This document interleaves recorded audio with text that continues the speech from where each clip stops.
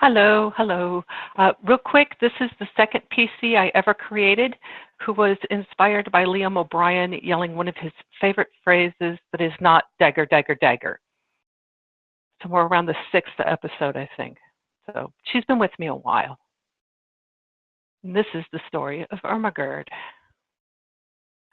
Ehrma had lived her entire life in the village of St. Olaf, never traveling any further than one of the farms around the village to visit her extended family. At 22, she fell in love with the eldest son of the local baker, and they soon married, settling into their new life together. Her husband, Gerd, worked in his father's bakery, and Ehrma would lend a hand when needed, keeping the books, working the counter, or back in the kitchen making the different types of breads and sweet cakes. By the time she was 35, her life had settled into a comfortable routine of keeping house, taking care of their 3 young boys, and helping out in the bakery. As was their custom, twice a year, and his father would load up a little caravan wagon and travel to the spring and autumn fairs held in the larger cities to the south. During the 2 weeks that they were gone, Ehrma was left in charge of the bakery, bustling behind the counter with her youngest child on a hip in a sling and overseeing her husband's siblings in the kitchen. She missed her husband terribly on those trips, but it gave her a chance to meet the other folk that lived in the area. She was especially enchanted by the elven rangers who patrolled the forests, making them special little fancy cakes that she had discovered they loved.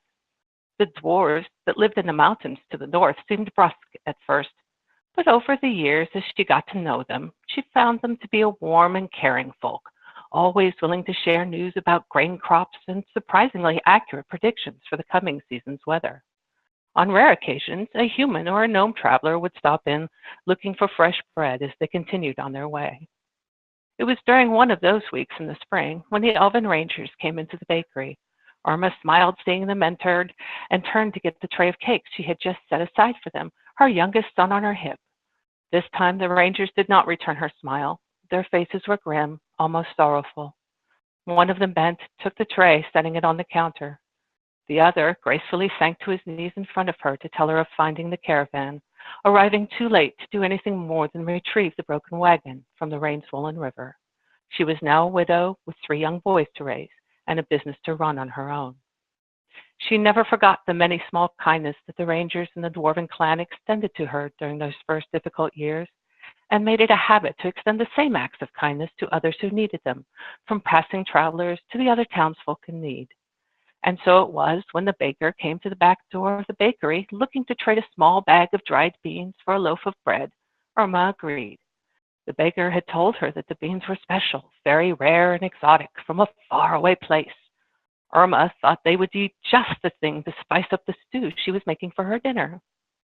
Her boys were grown and off on their own.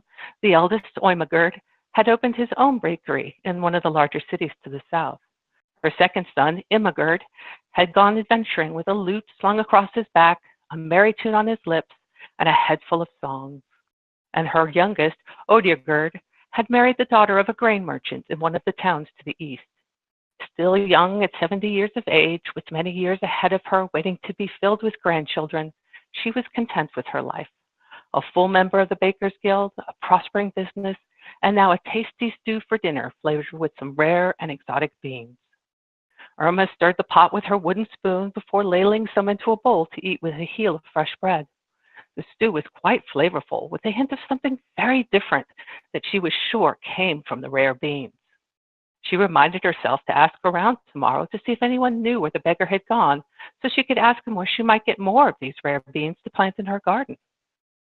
The next morning, as Ehrma stirred the porridge for her breakfast, she puzzled over the odd images from her dreams. There had been a giant beanstalk that went up through the clouds, beams of fire and ice, multicolored fireworks, and a glowing ball of light swirling with every color she could imagine. Thinking that the porridge should be hot, she looked down to see the pot boiling furiously. Now it will take too long to cool enough for me to eat, she thought as she continued to stir. Almost immediately, ice began forming in the porridge.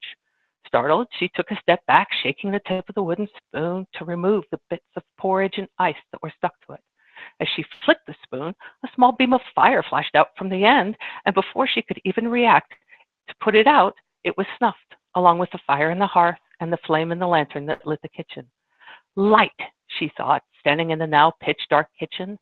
and the end of the wooden spoon, still tightly grasped in her hand, started to glow with a bright light. "Oh, my stars, that's too bright!" And the glow from the spoon dimmed. Ehrma sat down in the chair in her kitchen, her eyes never leaving the glowing end of the spoon. "It's a magic spoon," she whispered to herself. "Isn't that interesting? I never knew it was magic." After a few more minutes, her breakfast completely forgotten, she stood up, tucking the still glowing spoon in her apron strings, and went to open the bakery. Less than an hour later, Ehrma was behind the counter of the bakery when the two elven rangers came in to purchase some fresh bread to take on patrol and a sweet bun for their breakfast. Ehrma greeted them with a smile and went to retrieve the tray of buns. As she turned away, the ranger saw the faintly glowing spoon tucked into her apron strings. They exchanged a quick glance, having recognized the magical light coming from it. One of them cleared his throat. "Beg your pardon, Mr. Gerd. May I inquire about your wooden spoon?" "Oh, my stars, yes. I have a magic spoon. All these years, and just this morning I noticed it was magic.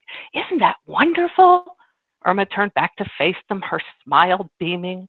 "Just look how pretty it glows," she said, as she pulled it out of her apron strings, waving it around. She completely missed that both rangers instinctively ducked and moved out of the way of the direction she was waving it in. "Not only does it glow, but it set the porridge to boiling in a blink and set it to freezing just as quick. And the wee ones will love this at the fair," she told them as multicolored fireworks began shooting harmlessly off the tip of the spoon. "I'll never have trouble starting a fire or putting one out." She looked back at the rangers, still smiling happily. The spoon no longer giving off fireworks, it returned to glowing. Exchanging glances again, the taller of the two rangers nodded. "Mistress Ehrma," he began. "Oh, my stars, your bread and sweet buns. Just a moment, let me go get those for you." And she bustled off into the back to begin packing up the food. The two elves sighed and waited patiently for her to return. Accepting the bundle of provisions from her, the ranger spoke again. "Mr. Gerd, about your spoon. Would you be willing to meet a friend of ours? He would be very interested in learning about your spoon and could possibly help you learn more about it and what it does."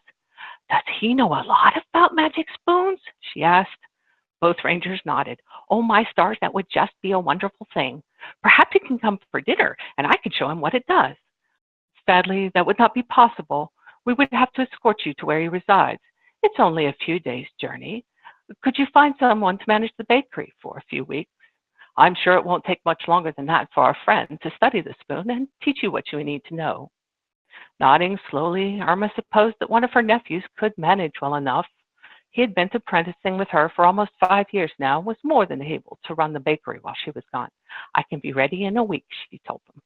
And so it was, a week later, Ehrma set off with two rangers, wearing her apron, the spoon tucked into her apron strings, to meet with Master Arthropelin, a wood elf wizard who was an expert in magic wooden spoons. The end.